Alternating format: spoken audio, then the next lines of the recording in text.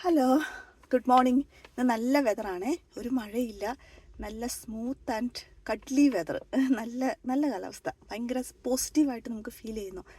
അപ്പോൾ ഇന്ന് രാവിലെ തന്നെ നല്ലൊരു ഫാമിലി മീലൊക്കെ കഴിഞ്ഞ്, മീലെന്ന് പറഞ്ഞാൽ നമ്മൾ ബ്രേക്ക്ഫാസ്റ്റ് എല്ലാവരും കൂടെ കൂട്ടിയിരുന്ന് കുറേ നേരം വർത്താനമൊക്കെ പറഞ്ഞ് ബ്രേക്ക്ഫാസ്റ്റ് കഴിച്ച് പിള്ളേരൊക്കെ ആയിട്ട് അത്യാവശ്യം കുഞ്ഞു കുഞ്ഞു കുസൃതികളൊക്കെ നമ്മൾ എന്താ പറയുക, പിള്ളേർക്ക് ഈ 6-7 ഭയങ്കര ഇഷ്ടമാണ്. അപ്പം അവരത് പറയുക, നമ്മൾ അതിൻ്റെ മലയാളം പറയുക, അത് ഒരു നല്ല രസമായിരുന്നു. അങ്ങനെ ഒരു ഡേ തുടങ്ങുമ്പോൾ തന്നെ ഭയങ്കര ഹാപ്പിയാണ്. അത് കഴിഞ്ഞ് അവരെ സ്കൂളിൽ കൊണ്ടുവിട്ടു. അത് കഴിഞ്ഞ് ഞാൻ ഇപ്പോൾ ജിമ്മിൽ പോയി, ഒരു സൈക്ലിങ്, ഇൻഡോർ സൈക്ലിംഗ് ആയിരുന്നു അത്.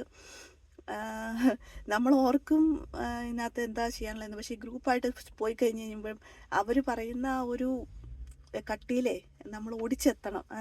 നിർബന്ധമൊന്നും ഇല്ല കേട്ടോ, അവർ വഴക്കൊന്നും പറയത്തില്ല. പക്ഷെ എന്നാലും നമ്മൾ അത്രയൊന്നും എത്താൻ പറ്റിയില്ലെങ്കിൽ നമ്മൾ അതിൻ്റെ ഒരു 50%, 60% എത്താൻ നോക്കുമ്പോഴത്തേക്കും നന്നായിട്ട് വേർക്കും. ഇൻഡോറാണ്. പിന്നെ നമുക്ക് വിർച്വലായിട്ട് നമ്മളെ കാണിച്ചു തരും, നമ്മൾ ഏത് സ്ഥലത്തേക്കിടെ മീൻസ് നമുക്ക് ചൂസ് ചെയ്യാം. ഇപ്പം മഞ്ഞുനിരകൾ, അല്ലെങ്കിൽ ഡെസേർട്ടുകൾ, അല്ലെങ്കിൽ നാട്ടുവഴികൾ. ഇന്ന് നാട്ടുവഴികളായിരുന്നു കൂടുതൽ. എനിക്ക് സൈക്ലിങ് എനിക്കിഷ്ടമാണ്. മെയിനായിട്ട് ഗ്രൂപ്പ് എക്സസൈസുകൾ ഇഷ്ടമാണ്. ഒരുപാട് ഫ്രണ്ട്സിനെ ഒന്നും ഞാൻ അവിടെ മേക്ക് ചെയ്യുന്നില്ലെങ്കിലും ആൾക്കാരുടെ കൂടെ ഇരുന്ന് ഒരു ആക്ടിവിറ്റി ചെയ്യുമ്പം നമ്മളൊരു സോഷ്യൽ ലൈഫിൻ്റെ ഭാഗമാണെന്ന് ഒരു ഫീലിംഗ് കിട്ടും. അത് ഭയങ്കര ഇഷ്ടമാണ് കേട്ടോ. ചെറുപ്പം മുതലേ സൊസൈറ്റിയായിട്ട് അധികം മിണ്ടാനോ ഇടപെടാനോ ഒക്കെ ഇച്ചിരി പേടിയുള്ള കൂട്ടത്തിലാണ്. അതിപ്പോഴും അങ്ങനെ തന്നെയാണ്. പക്ഷെ അങ്ങനെ ഒരു അവസരം കിട്ടിക്കഴിഞ്ഞ് കഴിഞ്ഞാൽ അങ്ങനെ മാറി നിൽക്കത്തുമില്ല. അപ്പോൾ അത് ഏത് തരത്തിലുള്ള ഇൻട്രോവേർട്ട് ആണെന്നൊന്നും എനിക്ക് ഡിഫൈൻ ചെയ്യാൻ അറിയത്തില്ല. ഒരു ടൈപ്പ് ഓഫ് DNA അതിങ്ങനെ എക്സ്ട്രാക്റ്റ് ചെയ്ത് പല പല പൂർവികരിൽ നിന്നൊക്കെ കയറി വന്നു കഴിഞ്ഞപ്പോൾ അവിടെ നിന്ന് ഇവിടെ നിന്നൊക്കെ അങ്ങോട്ടും ഇങ്ങോട്ടുമൊക്കെ മാറി വന്ന് ഉണ്ടാക്കിയ ഒരു പ്രത്യേക കോമ്പോസിഷൻ.